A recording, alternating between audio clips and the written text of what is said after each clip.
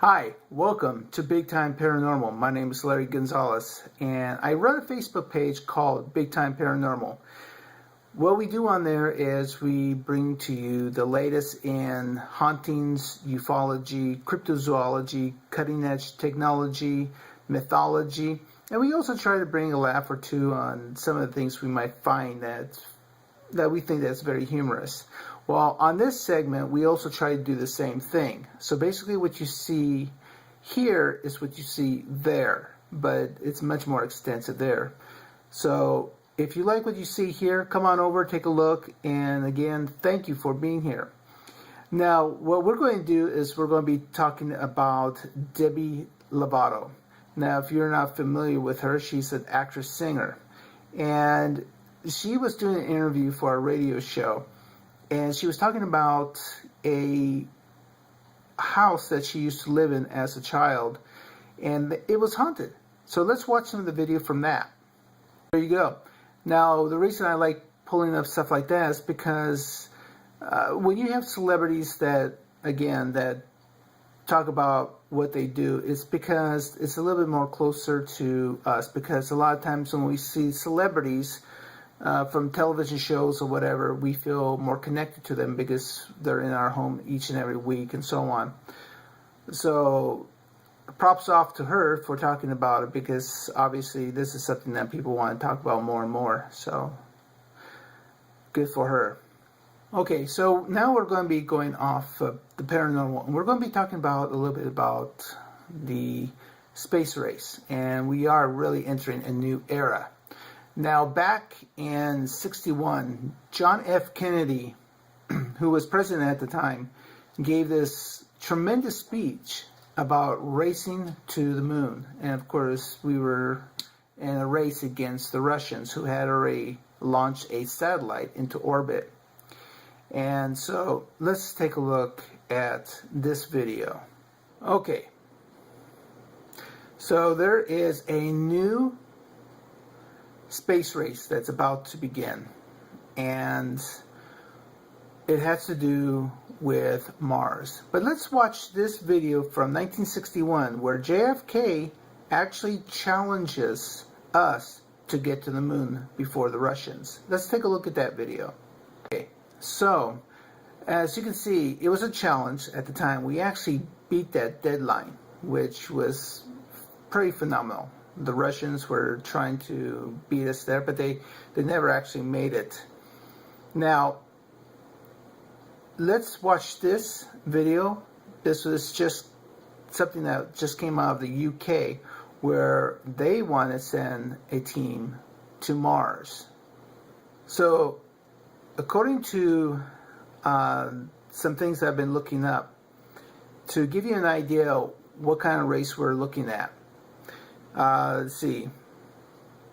The U.S., Russians, the Europeans, the Chinese, amongst others, are all talking about either getting to Mars or to the moon. Yes, we've already been to the moon, but they want to be able to have the bragging rights of saying we got there.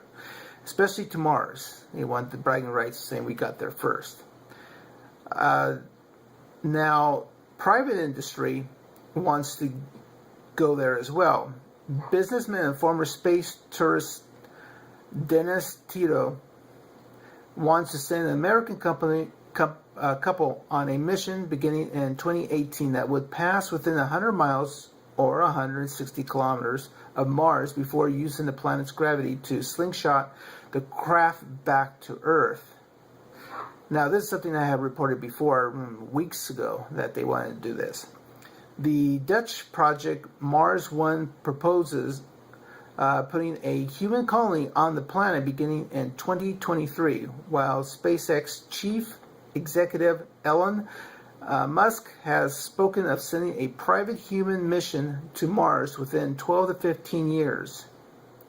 Now, of course, there's a lot they're going to have to overcome. Now, pretty much everyone, except for the one where they're talking about slingshotting back to the Earth, realizes that this is probably going to be a one-way mission, because your bones and your muscles and so on start to break down a little bit, and you can't take the gravity of Earth anymore. I mean, you've seen videos talking about astronauts who have come back from a mission from space where a lot of times they need help walking because they are unable to walk, even though they might exercise. You see them carried. Now, that is the new space race, like it or not. So, with that being said about the space race, you might be thinking, why? Why are we sending people to Mars and the moon and so on like that, when we can actually use that money to help feed the homeless and stuff like that? And I can understand your feelings about that. You know, why go out there when we need to take care of these things at home? For I understand, even if they were to spend all this money on all these projects to feed the homeless and so on, you only can feed them for so long before the money runs out. And then what? And the worst part is that you also create a system where people become dependent on the government instead of being able to do it on your own. And I can understand that part as well. But let's take a look at a video about some of the things that we see today that were invented through NASA. Now, this is only the top 10. There are many, many, many other things that were invented through the space race and through NASA and so on that we actually use every day. But this is only the top 10. So let's watch that video right now. So there you have it, the top 10 things. So now we're going to be talking about cutting edge technology. Cutting edge technology is usually right on the crisp of something fantastic that is being explored. Now, one of the things that has just come out is smart glass, smart crystals.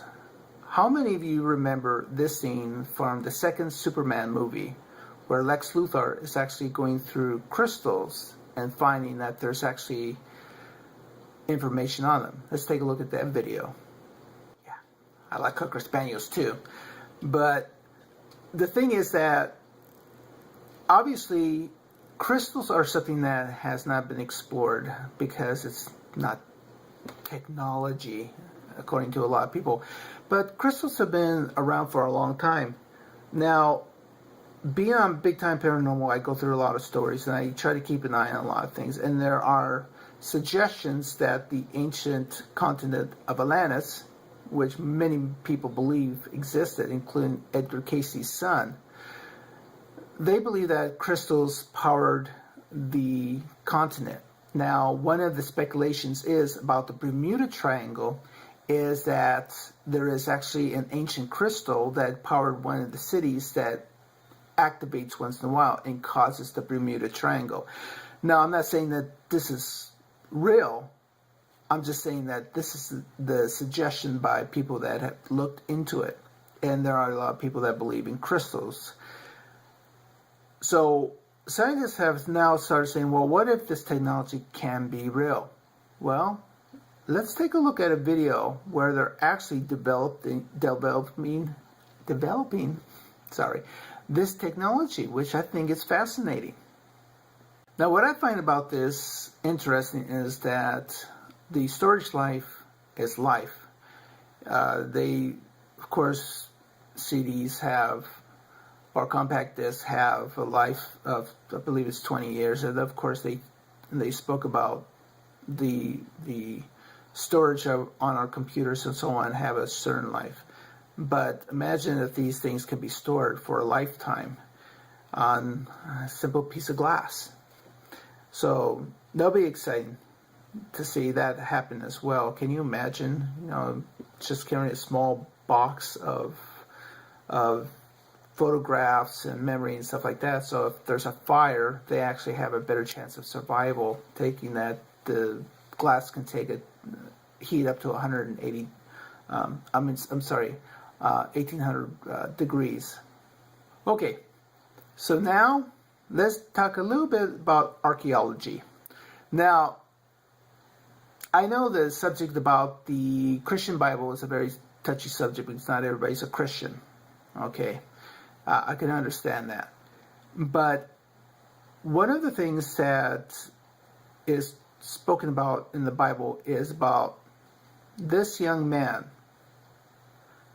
taking care of Goliath. Let's watch a little bit of this video. Now, of course, most of us are familiar with the story of David and Goliath. It's also become a bit of a metaphor for when you're fighting against corporations or whatever, or big government or whatever. Now,